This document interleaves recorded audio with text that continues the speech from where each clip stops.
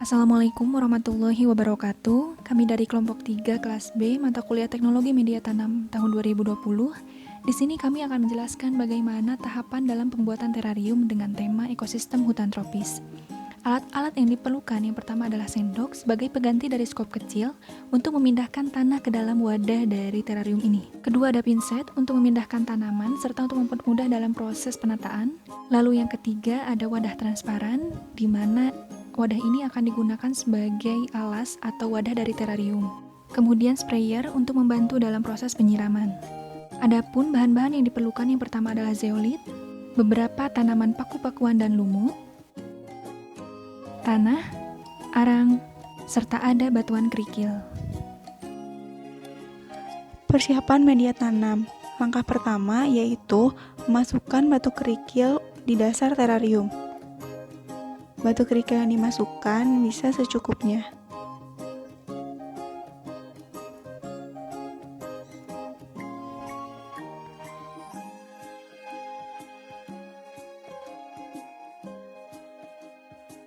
Yang kedua yaitu masukkan zeolit menggunakan sendok di bagian kedua dasar terarium. Zeolit ini bisa menjadi indikator kecukupan air dengan melihat perubahan warnanya.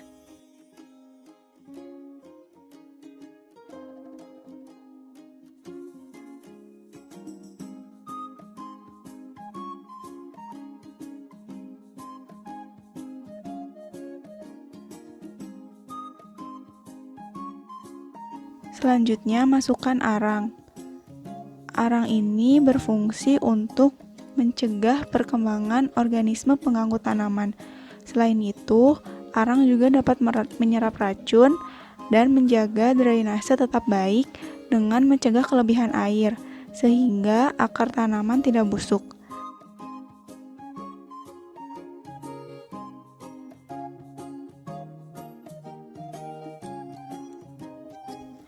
Setelah arang dirasa cukup, yang terakhir yaitu masukkan tanah.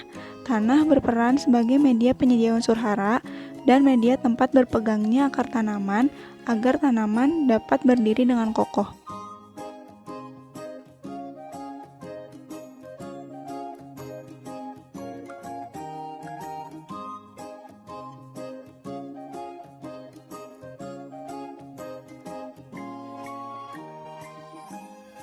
Langkah selanjutnya yaitu menyusun tanaman pada wadah menggunakan pinset.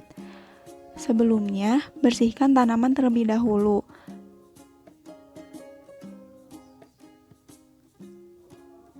Kemudian, masukkan tanaman ke dalam wadah satu persatu agar tanaman dalam wadah dapat tersusun dengan rapi.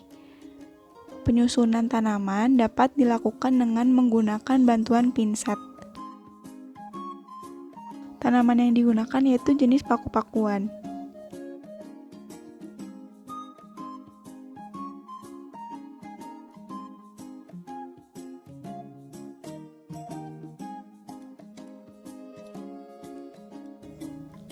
Nah, setelah tanaman dirasa cukup, kemudian kita dapat memasukkan lumut.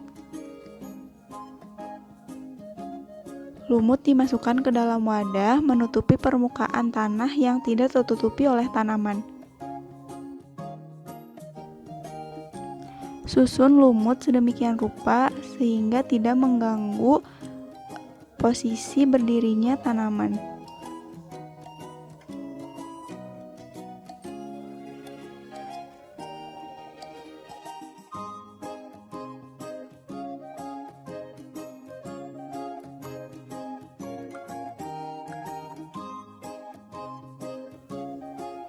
Kemudian, jika tanaman dan lumut sudah tersusun, masukkan hiasan yang berasal dari lingkungan sekitar, seperti ranting-ranting tanaman dan juga kerikil, agar tampilan terarium terlihat lebih menarik.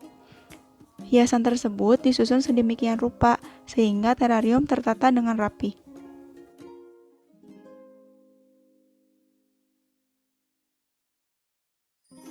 Penyusunan ini dilakukan sedemikian rupa sehingga terarium dapat dilihat lebih menarik dan ekosistemnya menyerupai ekosistem hutan hujan tropis. Kemudian, jika ada bagian tanaman yang terlalu panjang, maka daun bisa dipangkas agar sesuai dengan ukuran wadah terarium sehingga tetap terlihat lebih rapi.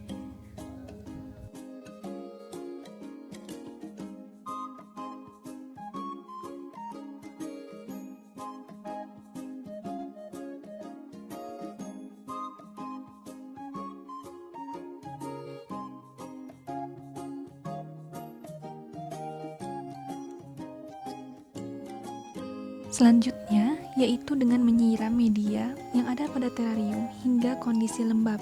Hindari menyiram hingga kondisi media dalam terarium tergenang. Setelah itu, terarium sudah siap untuk diletakkan di tempat yang diinginkan.